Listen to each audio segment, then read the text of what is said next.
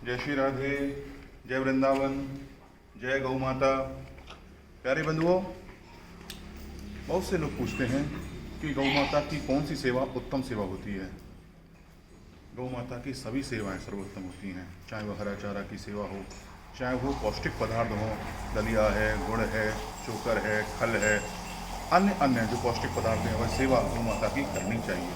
गुड़ की सेवा है, नमक की सेवा है, और कहते हैं कि गौ माता की इस प्रकार की सेवा करने से, गौ माता को इस प्रकार के पदार्थ अर्पण करने से 33 कोटि देवताओं का प्रसाद लग जाता है।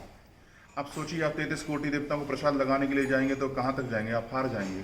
लेकिन एक गौ माता के लिए आपने पौष्टिक पदार्थ के लिए व्यवस्था करवा दी तो समझिए 33 कोटि देवताओं की पुष्टि हो जाती है।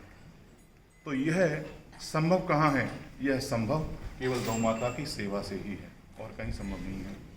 दूसरी बात, केवल सेवा ही नहीं, गौशाला में जावें, जब जहाँ पे गाय मिले वहाँ पे जाएं और वहाँ पे जाकर के गौ माता के पृष्ठभाग पर हाथ फेरना चाहिए।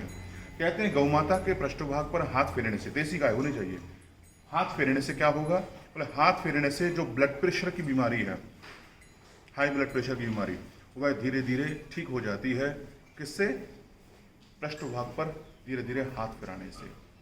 लेकिन होनी चाहिए देसी गाय, वेद लक्षणा गाय होनी चाहिए। और कहते हैं इतना ही नहीं, जो भगवान कहीं नहीं मिलते वो भगवान भी गाय के मध्य में मिल जाते हैं, क्योंकि भगवान स्वयं कह रहे हैं, पुराण में, शास्त्र में भगवान ने स्वयं कहा है, गावों में अग्रतः संतु, गावों में संतु पृष्ठतः, गावों में हृदय संतु, गवाम मध्य वसाम्यहम्। मैं उसी स्थान पर रहता हूँ जहाँ आगे गाय हैं, जहाँ पीछे गाय हैं, मेरे हृदय में भी गाय हैं, और ऐसे स्थान पर जहाँ आगे पीछे दाएं बाएं चारों तरफ मेरे गाय गाय हैं, उसी स्थान पर मेरा निवास है। तो प्यारे प्रभु प्रेमियों, भगवान को यदि ढूंढना है तो गौ के मध्य में आकर के ढूंढने का प्रयास करो, भगवान आपको जरूर मिलेंगे। लेकिन वो गाय कौन सी होनी चाहिए? मैं फिर से कह रहा हूँ, वो गाय वेद लक्षणा होनी चाहिए, देसी गाय होनी चाहिए।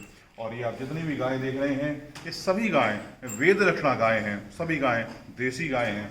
क्योंकि वेद लक्षणा गाय मैंने आपको बताया था, जिसके पृष्ठभाग पर ककुद होता है, हम्प होता है, वही देसी गाय कहलाती हैं। उसमें भी आप जिस इस गाय का दर्शन कर रहे हैं, इसको कहते हैं कपिला गाय।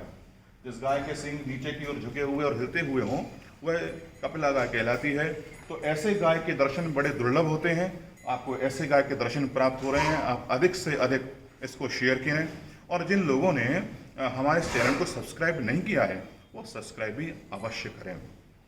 तो इन्हीं मनोकामना के साथ बिहार जी के चरणों में मैं निवेदन करता हूं कि आप सभी लोग स्वस्थ रहें, प्रसन्न रहें, खुश रहें, और गौ माता आपको प्रत्येक संकट से दूर रखे, संकट से, समस्याओं से आपको बचा कर के रखे। जय श्री राधे, जय वृंदावन, जय गौ माता।